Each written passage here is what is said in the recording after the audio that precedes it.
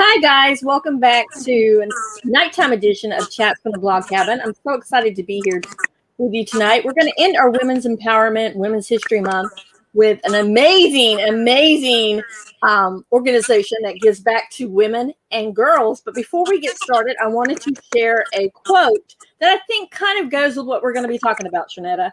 And it says, "I raise up my voice, not so that I can shout, but so that those without a voice can be heard." And it's by Malala. So don't you agree that this kind of goes with what we're talking about today? Absolutely. That's great. So before we get into your organization, tell us who Shirnetta is. Yeah, so absolutely. So good evening, everyone. Thank you again so much for this opportunity. I truly love this work. I love the chats from the blog cabin. So I'm excited to be here this evening. Just a little bit about me. My name is Shirnetta Harrell. I am from a small town called Nashville, North Carolina, in Eastern North Carolina. I grew up there. I graduated from Shaw University. A fun fact about me is I was actually Miss Shaw University.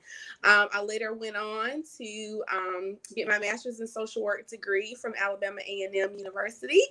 And I've been a social worker for 8 years now.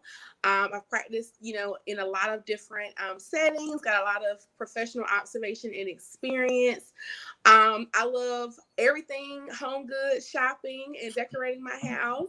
I am a wife, a mom, and I lead women's ministry. And you have an amazing organization. Now let's talk about No Woman, No Girl. Let's talk about why you founded it, because you founded it, correct? Yes, absolutely. So, like many women that I know, women were always, we were once little girls. And I think that so many women have stories who have really shaped us and who we have become as women. And for me as a little girl, I was always bullied, just by my big personality. And I was just this happy-go-lucky person. And because of those experiences, I really kind of fell, low in my grades. I wasn't, really myself. And I had really a lot of mentors and women who, surrounded me for me to be where I am today. So when I chose the profession of social work, I said, how can I collide my gift of women's ministry and social work? What can I do? And over the years, what I really seen, through just my professional work is I've seen women and girls who have hit rock bottom, and they just don't have what they need to survive. And this is why the No Woman, No Girl initiative was founded. We were founded under the premises that no woman and no girl should ever have to worry about everyday essentials and what they need to survive. So just like you and I, we got up this morning, we used soap, we brushed our teeth, we combed our hair. That is what we're looking to do for every single woman or girl in Wake County who is experiencing homelessness or crisis. So let's talk about the everyday essentials, because I know a lot of people don't know exactly what they are. So let's give us a list of those. Absolutely. So the whole premise of why we chose to do everyday essentials is because all women and girls who are recipients of the Women's, Infants, and Children's Program, or if they're receiving food nutrition services, which is WIC and EBT, as we would like to call it, unfortunately, federal and state funding does not provide additional funding for women and girls to actually purchase those items. So everyday essentials, what we define as everyday essentials are toothbrush, toothpaste, floss, soap, deodorant, lotion, shampoo, conditioner. That is pretty much everything. Washcloths. That is what we deem as that's what every woman and girl should have. Just basic necessities to survive. And so we supply a 90-day supply of everyday essentials. So how do you kind of find the people to give the things to, find the women and the girls? Yeah, great question. So, we partner with like-minded nonprofit organizations, and everything for us is based on referral. We want to make sure that women and girls are not just getting this one-time method of support. We want to make sure that, hey, once we give them 90-day supplies, we want to make sure that they have a continuum of service. So, if a woman is already at a homeless shelter, if a girl finds her way in domestic violence, then that community partner will say, "Hey guys, I have a young lady here. I'm going to go ahead and submit a referral." What are the age limits? So great question. So the thing about us is that there are no age limits. We know that, I know for myself, I don't know about you, I started my menstrual cycle when I was 10. Mhm. And, for most women and girls, we have a pediatrician on my board, and she said, research, is seeing now that, a lot of girls are starting at 8, at 8 or 9. So we go all the way from, the start of a girl starting her menstrual all the way to a woman in her 50s and 60s and 70s. If you take a tour or if you go serve or volunteer at a homeless shelter, you will see elderly women there. So you're launching something happening on Saturday called the 360, right? Campaign. Absolutely. Yeah. So Operation 360 is actually our first ever donation campaign. And really the idea behind this is that for 60 days, we want the community to give in 3 different ways. So the first way is simply sharing our mission with someone else, which is free, that doesn't require a lot of time. The second way is coming to drop off essentials if you're in the Triad, Raleigh, Durham area. And, we have a Dropbox location that's listed on our website. And the third way is through our startup fund. We have a startup fund. We have a goal of raising $1,000 to help us get off the ground. So what exactly are you looking for as far as donations? Yeah. So, like any nonprofit organizations, we have in-kind donations and we have, monetary donations. So of course, in-kind donations are, from our list of everyday essentials. And then monetary donations is we're really just looking for our goal to be met. So whatever people feel compelled to give, we certainly have directions online on how to do that. Yes, because that's the next thing. Next question I was going to ask is if they wanted to, if they're listening from someplace else that's not local to the Raleigh Durham area, how could they donate? Is there a certain place on the website that they should look for?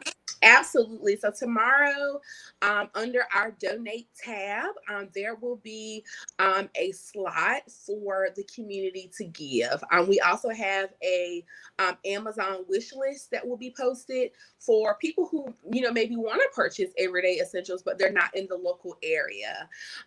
So we want to have an Amazon wish list where people can still purchase everyday essentials and they'll be shipped to us.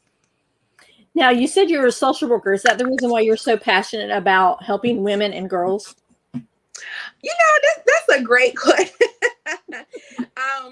So funny thing is, prior to me choosing social work, I was actually I had a dream of being a news anchor, and I studied journalism and mass communications.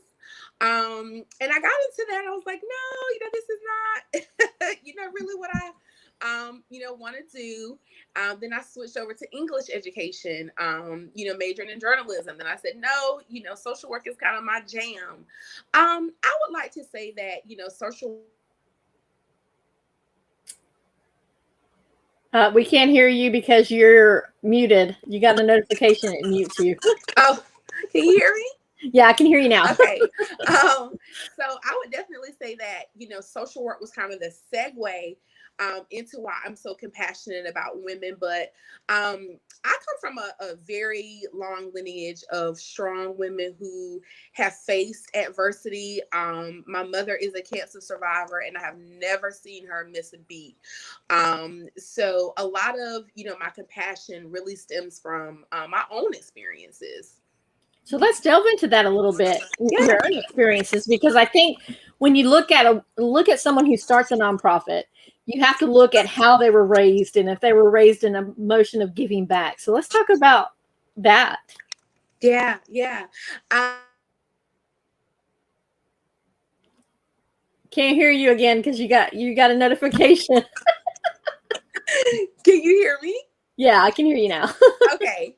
I'm sorry. Can you repeat the question?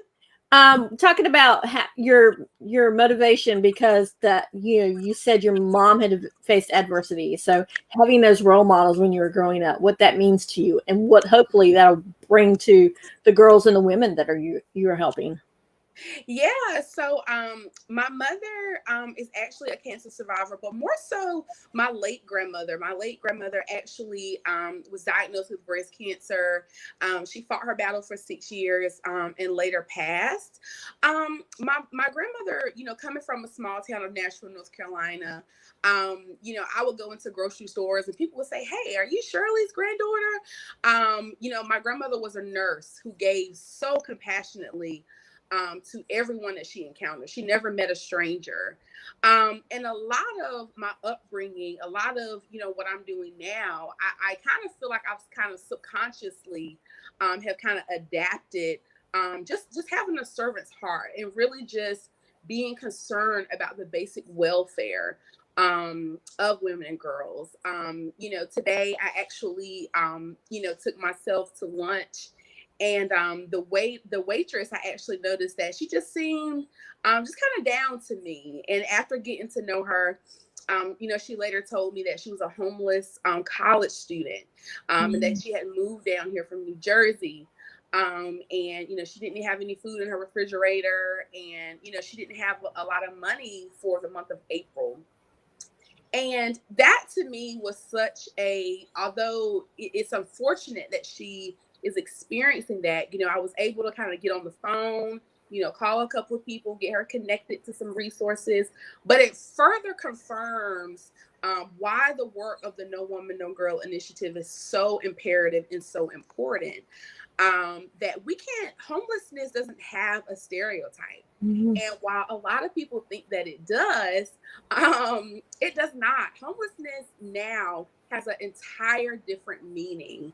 And COVID-19 has really exposed Mm-hmm. that job loss and, college students being misplaced. A lot of the perplexities that were there, pre-COVID really pushed people over the edge. So that's kind of, some of my experiences that have led me to be compassionate today. So let's talk about the plight of the homeless, because a lot of people think all the homeless people are like people that are deadbeats. They don't want to pay. They Yeah. don't want to work. They don't want to do this. They just want to be lazy and drug addicts and things like that. But Yeah. they're not. They're basically people that are down on their luck. So let's talk about, the stereotypes and then what we can do to get over those stereotypes. Yeah, yeah. I always like to tell people that, everyone has a bias. I have biases. And a lot of our biases are shaped off of our own personal experiences. We have subconscious things that we're biased about, and we have unconscious things that we're biased about. And what I like to let people know and educate people is that I've worked with people at my own job who have been homeless, and you will never know that they didn't have a place to lay their head down at night. So I always like to encourage people to do some internal work and really ask yourself, what are the things that I am biased about? What are the things that maybe have shaped my opinions, that have shaped, when I'm driving down, 440 and I see someone with a sign, what immediately comes to my mind and where does that come from? Now that brings me another question. Another thing, when you talk about seeing people with the signs. Now I know a lot of people put together like bags, excuse me, that they leave in their car, and so that when they see a homeless person, they hand it to them. To me, I think that um, that means so much to them when someone is actually thinking about them ahead of time. Yeah. But there's a lot of people that think, oh, I'm not going to give them money. I'm not going to buy them food because it's a scam. Mm. Yeah. Um, I'm gonna take a faith segue to that. Um, you know, Jesus is very clear, that, we could be encountering him at any time. And I think, again, this is why we have to kind of do some internal work within ourselves, because, I'm sure, and I've worked with adults and students all the time who have scammed people, right? Mm-hmm. But it's not about them. Right? It's about you, and it's about what good faith effort are you putting forward. And I know that that's a thing. Panhandling is a thing. It is very prevalent, especially now. But even still, when we think about people who are deceptive, there's still a need there. Mm-hmm. Regardless if it's using substances, if it's using going to use money for whatever, there is still a need there some way. So I would really encourage people to know that it's really about you. It's really about you doing the right thing. So you started this initiative this year, correct? I did. Mm-hmm. So what made you step out in faith and say, okay, I'm going to do this, I'm going to start this, and I'm going to make sure that every woman and girl in Wake County that are homeless or in need have their everyday essentials? What made you start to do this? Yeah, great question. So I have been wanting to lead a nonprofit organization for years. And I think, honestly speaking, what really pushed me was I had a lot of classmates who passed from COVID-19. I'm only 29 years old. A lot of my high school classmates, were women, and they lost their lives. And I think for me, it was life is really short. And I know this is going to be some hard work. I know that this is going to require a lot of time and sacrifice, but I want to leave this world one day knowing that I did what it is that I wanted to do. And I think more so from a community standpoint, again, the perplexities of people were already there before the pandemic. And I think what really did it for me was I was actually working with a young lady who I helped her find housing. And I went to go do a wellness check one day. And while she had found housing and we was excited about an apartment, she didn't have any deodorant. She didn't have any toothpaste. She had nothing but the clothes on her back. She didn't have a suitcase full of clothes, anything. She was just grateful for somewhere to live. And I think in those moments were the moments where I said, why doesn't Wake County have something like this already? Why doesn't my county, my community, my state? Why don't we have these things that are sustainable over time? And as a social worker, we're trained that there is no such thing as no. There is no such thing as not having resources. If you cannot find the resource, you create the resource. I love that. If you can't find the resource, you create it. That's so awesome. Now, do you think if you had not been a social worker, that you still would have created this initiative? Yes, I do. I think it's You're kind of muted again. can you hear me? Very little. Okay. What about now? Yeah, I can hear you now. Okay. So I definitely think yes. I've always kind of had, again that compassion for women. I think even being bullied, I always asked myself, what was kind of happening with those people, that they felt the need, to condemn or be upset or cause harm to other people. So I've always been interested in helping broken women, become healed. I love that. Broken women become healed. Yeah. Now, take us through the steps of you starting. Like, when did the idea come to your mind, and then how you went about? Because I know there's a lot of people that say they want to start a nonprofit, but there's so many steps and red tape to go through. So take us through that. Yeah, so starting a nonprofit is very, very hard. I am not going to sugarcoat that. So I think just initially, I became friends with Maggie Kane over at a place at the table, which is Raleigh's first Pay What You Can cafe. And for me, I think it was more so about mentorship. A lot of my guidance came from women who were already kind of prominent in the community, who already kind of have foundational nonprofits that are very successful. And I think the first step for me was figuring out, who do I want to serve and how do I want to serve them? I don't just want to help people, I want to serve them. And so that was the first step. I think the second step was, you have to have a board of directors, right? And, board of directors of any board are not paid. It is volunteer work. And really trying to share the story and get people who not just want to volunteer, but people who resonate with the mission. And I think that is so prevalent in the nonprofit world, because you want to have people who connect with your story, who have personal or professional or they can resonate in some way. And I think that the third step is getting out in the community and collaborating, partnering with people. I think the more that I was able to network and expand the networks that I already had, the pieces kind of came together with the puzzle, and they're still coming together. They're still coming together. But honestly, it's all about networking and partnering with people, and that there is no competition in nonprofits. All of us have different missions, but the goal is the same, and that is to leave this place, better than how we found it. I love that you said there's no competition with nonprofits, because a lot of places they're in competition with each other. Yeah, you can't get this, you can't go there, you have to go there, and all this. And I will have to say, full disclosure, one of your board members actually connected us, Erica. She was on the Restored for Moms chat. And so I was so excited when she reached out to me, because I'm all about trying to give back to the community and raising awareness, things that are happening in the community as well. So I'm so thankful that she connected us. Absolutely. Me too. Erica's phenomenal. Shout out to Erica. Yeah, shout out to Erica.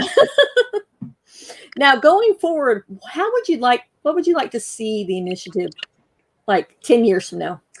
Yeah, so 3 years from now, we actually would love to open our doors to women and girls. So we want to be right in the heart of downtown Raleigh. We want to be close to shelters, and we want to be close to the homeless population. We want women and girls. So right now we actually provide only a 3-month supply of everyday essentials. We want women and girls to come in and to shop, and we want them to get a whole year worth of everyday essentials. We want women and girls to come off the street, walk in, meet with the case manager, get connected to some of our community partners. And that's what we want to do. That's who we want to be. Eventually, we want to grow. We want to grow in multiple counties to make sure that ultimately no woman and no girl in North Carolina goes without what she needs to survive. Because the reality is that this also impacts school, right? I can't tell you how many times girls don't come to school because they don't have sanitary napkins. They don't want to be embarrassed. And so while we talk about this, I don't think sometimes people connect the dots that, hey, this is not something that's just happening globally. This is happening at my back door. This is happening at, my children's school. This is happening, right across the street. So that's who we want to be. We want to open our doors to further expand our mission. So you talked about a case manager. What exactly would the case manager do? Sure. So great question. So the case manager would make sure that the woman or girl is connected to an integrated array of services. So we want to make sure she is connected to our community partners. We want to make sure that she has housing. We want to make sure that she's getting mental health services. We want to make sure that she has clothes. We want to make sure that she has food. So the case manager would be providing kind of a holistic approach for every woman and girl who came into our doors. So basically, you're not just right now, you're focusing on the everyday essentials, but toward once you start growing, you want to focus on everything that encompasses their life. Yeah, we certainly don't want to, hey, you just get a referral and go on, right? We want to Mm-hmm. see women and girls truly survive their situation. So we don't want them to just keep coming back, over every year over and over again. But eventually, I guess you could say we want them to kind of graduate from us. We want them to, create some sustainability, and some independence on their own, so that they can go out, that they can live a life worth, of dignity, and that they can get what they need to survive ultimately. And ultimately, maybe come back and volunteer to help other women. Absolutely, and that is a part of our mission. We live this out through Hope Essentials in Education, and a part of our Hope model is listening to the stories of women and girls who have survived. And I think ultimately having them to come back, having them to share, saying, hey, I was there. I hit rock bottom, but because of this program, because of the community, I was able to come out of this situation on top. Education is also a part of what we do, in our referrals, to women and girls. We also provide on the go hygiene guides. And this is, really an opportunity for women and girls to say, hey, how do I take care of myself, while I'm on the go? How do I stay clean? How do I stay fresh? Because a lot of adults and women don't know how to apply sanitary napkins. They don't know, how or what they should be doing during that time of the month. We want to further educate not just women and girls, but also the community. I can't tell you how many times I have been in rooms and people do not know that you cannot purchase everyday essentials with WIC. Mm-hmm. A lot of people don't know that. Wow. Now, I've got to tell you, being from a small town in eastern North Carolina, too, because I'm from a small town called Richlands, which is right in Yeah. Jacksonville. So, what does that mean, being from a small town and going to a bigger town like Raleigh, Wake County, Mhm. and helping?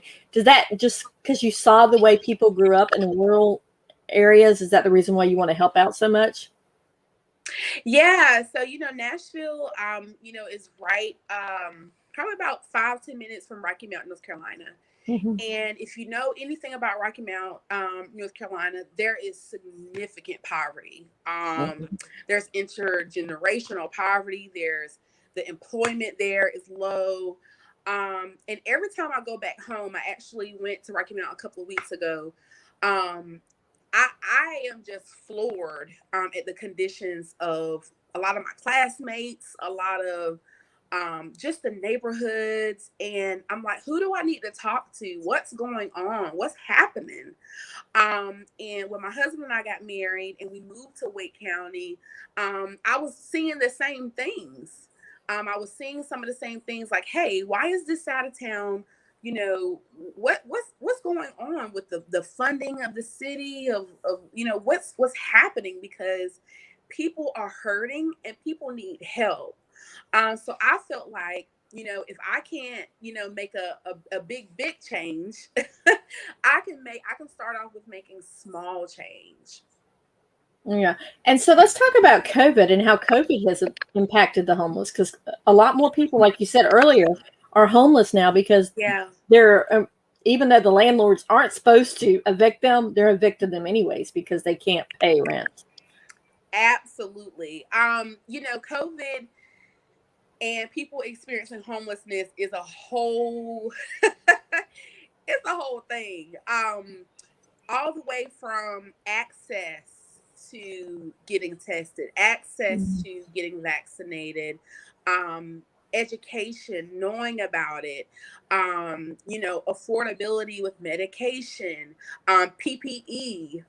It's so unfortunate of the inequities, that are happening with our, population who are homeless. I think more particularly a population that a lot of people know about, but they don't know that it is very large in Wake County, is our homeless population who are in campgrounds. In Wake County, that is a huge component of our homelessness percentages.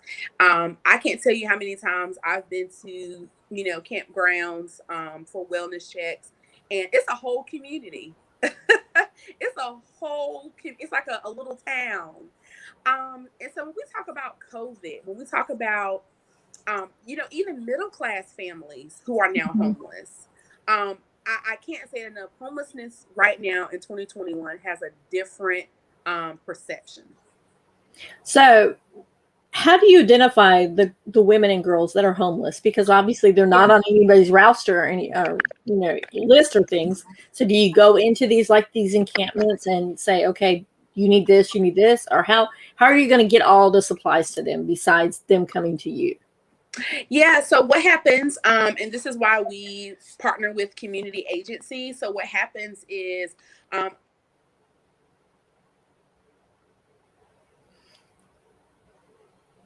you're still muted.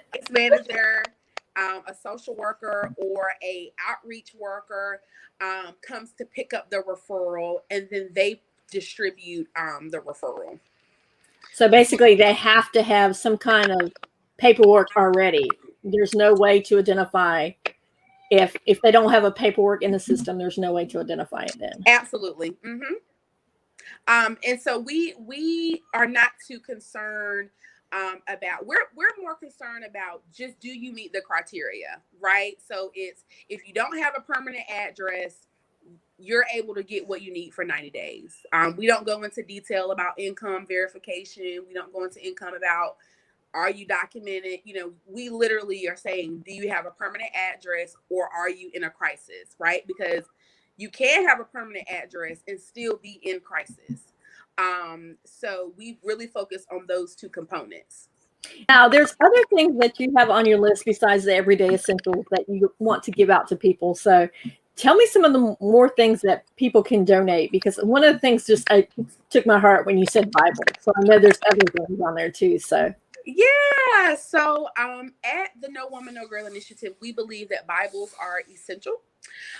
We believe that, this really came about. My husband and I bought a house last year, and I found all of these Bibles that I had from since I was a little girl.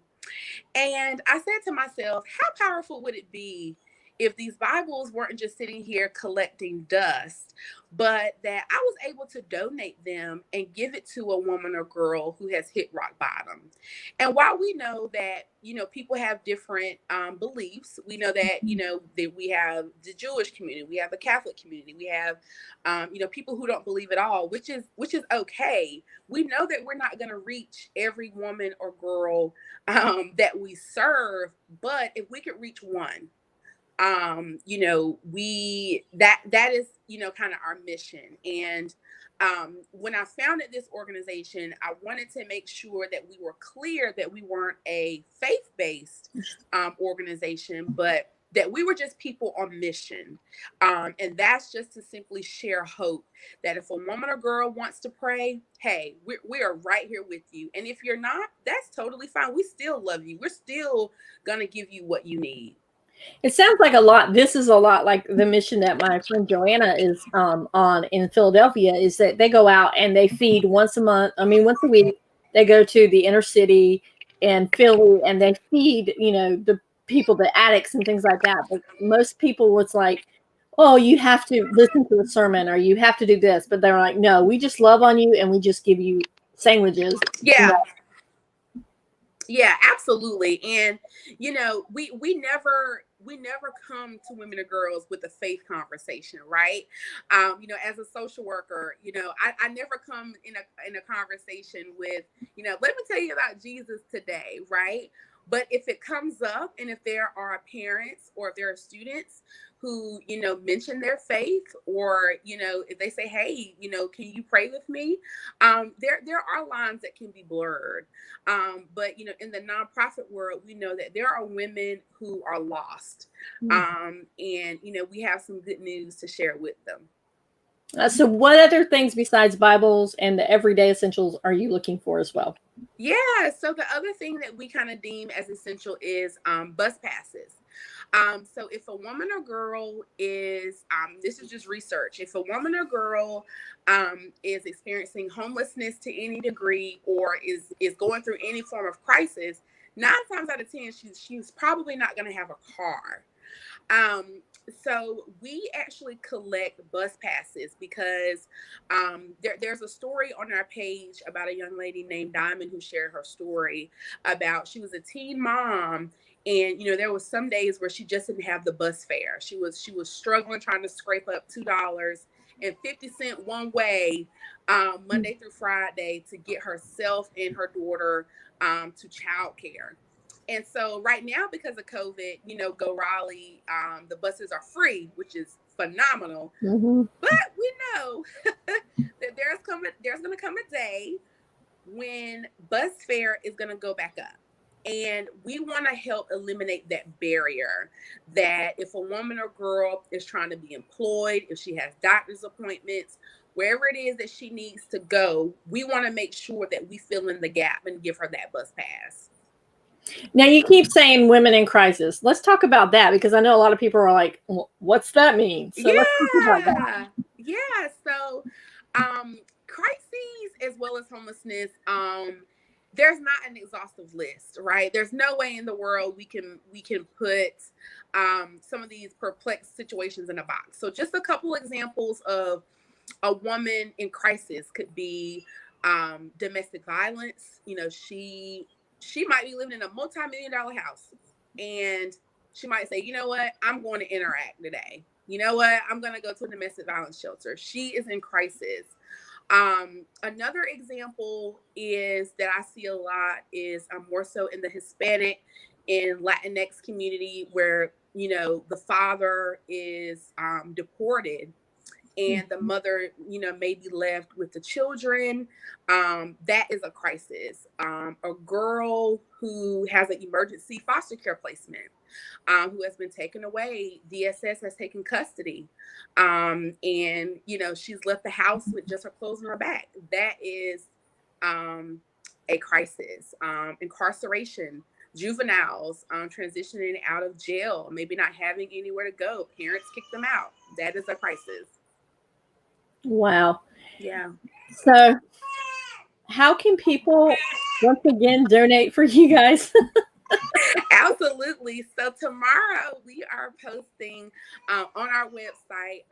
So the first way is the in-kind donations, which is at our address, 5808 Departure Drive in Raleigh, North Carolina. We will be there Saturday from 10 to 1.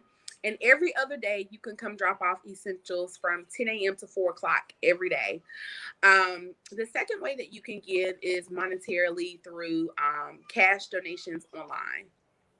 And then you're also teaming up with the Place at a Table on Saturday, correct? Yes.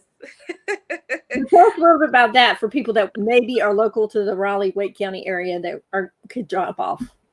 Yeah, so Carol's Kitchen is donating breakfast bites for people who come out and want to celebrate our kickoff.